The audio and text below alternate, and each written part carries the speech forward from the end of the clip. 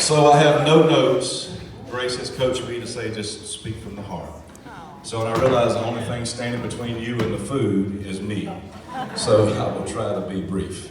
So real quickly, I'd just like to say thank you to all the friends and family that came to celebrate this weekend the love of Robbie and Grace from all around the country, and we really appreciate it for all the help from family and friends to put this together. You know, they say it takes a village to raise a child. It really takes a village to put on a wedding. Right? A special thanks to Reverend Jonathan. What a great job he did. Give him a hand. I told him at the ceremony, he's a hard person to follow, you know, so thank you, Reverend Jonathan, and for the great venue we had, the church at Trinity that Robbie grew up in. So how special that was to have the event at the church. To Aunt Kat and Glenn that planned this wedding and did so much work behind the scenes and in front of the scenes, wherever they are. Where is Aunt Kathy? Give her a hand, she's probably working right now. So thank you, Aunt Kat. So real quick, where's Robbie? There he is. Or as I call, Roberto. Robbie, you've already been family. Today just made it legal. So I love you, buddy. I think you know that. So, you know, I first met Robbie in Clemson, South Carolina. Hold on, by the way, speaking of Clemson, we got a lot of Clemson grad here. So we might as well do it. CLESSONGIGERS.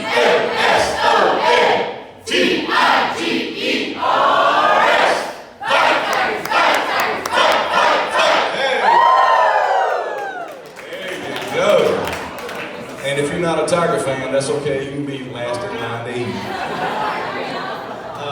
But that night at Grace's apartment in Clemson, South Carolina, we had a chance to meet Robbie for the first time.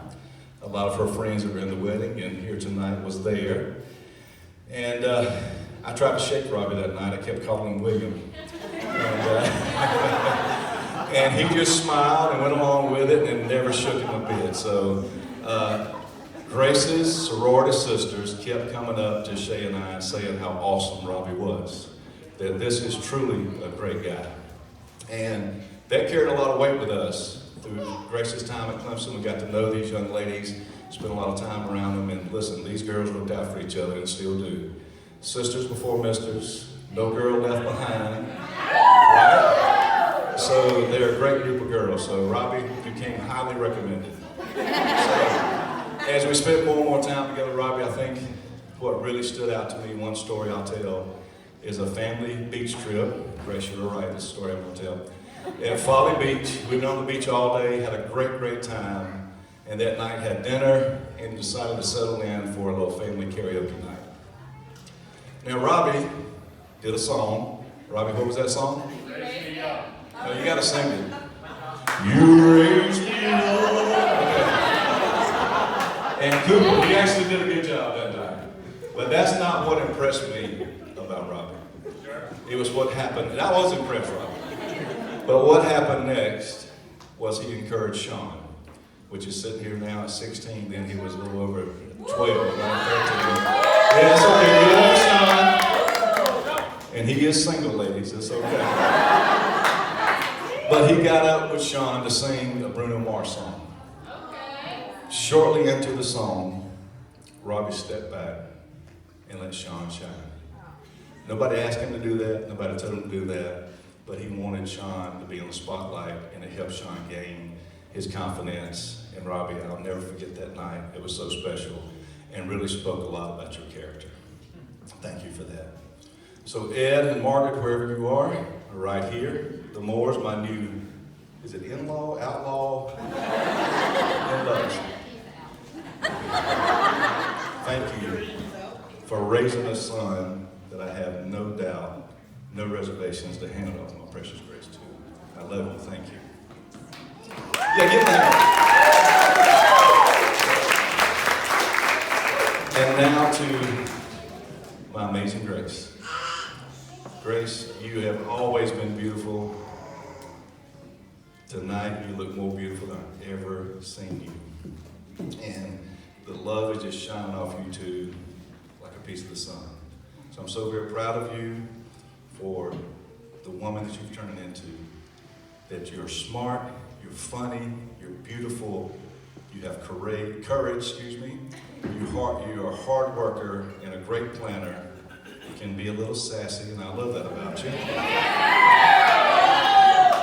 A great friend, and Grace is a passionate person. And if you need a good friend, Grace is going to be that good friend, right, ladies? Okay. And so many stories I can tell about Grace, young, old, middle, now. But back to another beach trip, Grace. This one, Lindsay, you remember it? You know what's coming. This time we're at Edisto Beach on a family vacation, and walking down the beach, beautiful time with the family, and all of a sudden a storm comes out of nowhere. So we rush for cover to get out of the storm under a house that's under renovation. And it was really pouring.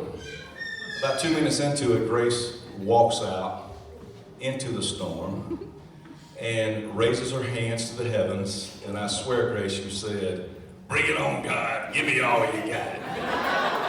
So Grace had a fear of storms. And so she was facing that fear. Looking back, that was really a pivotal moment for you, Grace, as you faced that fear. And a pivotal moment for me as a parent to give you the space to face that fear.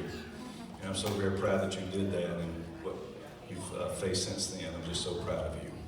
You know, Robbie and Grace, we spent a lot of time together over the past few years. A lot of meals, conversations, fun times, and I'll cherish those forever. And I don't know. Robbie and Grace are planners. They have a plan for their life. They know what they want, okay? But guys, your plans can come off rail, as we all witnessed a few years back, right? With everything that took place.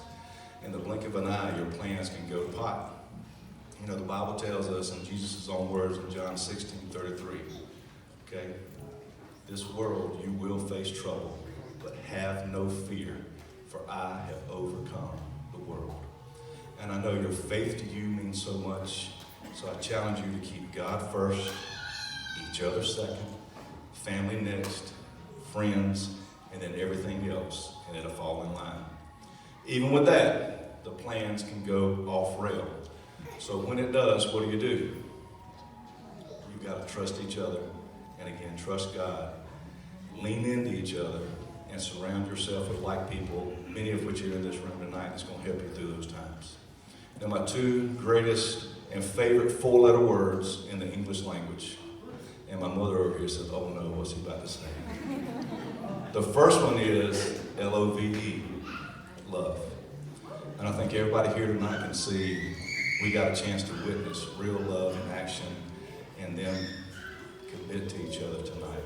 Can I get an amen? Amen. There you go.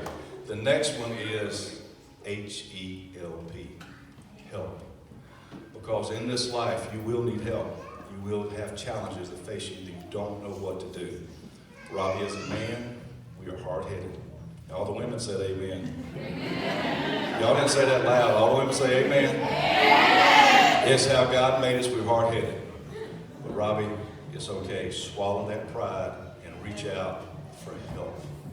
And guys, I believe the people in this room, Robbie and Grace, would be willing to help you if all you had to do was ask.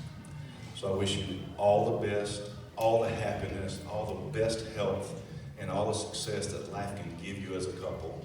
And I know it's going to happen because I know you. And I love you.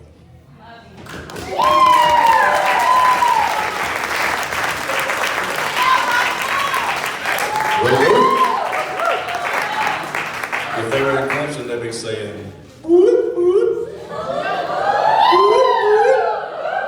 There you go. I know these girls. All right, so hold on. We got to get serious. It's time to pray. Okay.